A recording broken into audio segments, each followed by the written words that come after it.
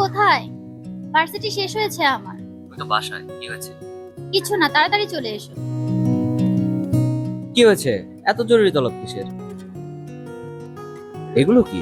তুমি তো পুঁজিবাজারের নাম শুনেছো নিশ্চয়ই। হ্যাঁ, রাতারাতি ফকির হওয়ার গল্প তো অনেক শুনলাম। শুনলাম অনেক ঝুঁকি। ঝুঁকি অবশ্যই থাকবে, তবে তুমি যদি না জেনে বুঝে বিনিয়োগ করো তাহলে তো এটা জুয়াই মনে হবে। কিন্তু তুমি যদি জেনে বুঝে বিনিয়োগ করো তাহলে সেটা তোমার জন্য লাভ, সাথে করে দেশের অর্থনৈতিক সমৃদ্ধি হবে। যদি কোনো কোম্পানি সম্পর্কে সঠিক ধারণা রাখো তাহলে আমি মনে করি ঝুঁকিটা অনেকাংশেই কমে যাবে। এবং আমরা চাইলে আমাদের ছোট ছোট সঞ্চয়গুলোকে একটি বড় আকারে রূপ দিতে পারি, সাথে তোমার স্টার্টআপেও কাজে লাগাতে পারি। এই আইডি নিয়ে যেখানেই যাচ্ছে সবাই ফিরে দিচ্ছে, কেউ বিনিয়োগ করছে না। কিন্তু আমার তো সব টাকা স্টার্টআপে লাগানোর কথা। এখানেই আসে দ্বিতীয় গুরুত্বপূর্ণ বিষয়, সঞ্চয়ের পুরোটা একই খাতে বিনিয়োগ নয়। তোমার স্টার্টআপেও যেমন রয়েছে ঝুঁকি, তেমনি একটি কোম্পানিতে বিনিয়োগেও রয়েছে অনেক ঝুঁকি। তাই আমাদেরকে ভালো ভালো কোম্পানি বেছে আমাদেরকে বিভিন্নভাবে বিনিয়োগ করতে হবে, তাহলে আমরা দীর্ঘমেয়াদে একটি লাভ পেতে পারি। কিন্তু আমার কাছে তো টাকা নাই, এত টাকা কই পাবো?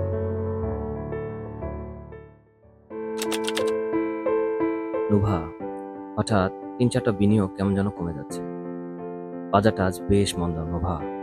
ধৈর্য ধরো রায়হান, বাজার ওঠানামা করবে। আমরা কয়েক মাসের লাভের জন্য কাজ করছি। আমাদের স্বপ্ন পূরণের জন্য দীর্ঘমেয়াদী আর্থিক ভিত্তি তৈরি করতে হবে। তুমি কোথায়? কথা দিয়েছিলে সিনেমা দেখতে নিয়ে যাবে। এই তো বের হয়েছি, চলে আসছি। সরি, লেট হয়ে গেল। চলো।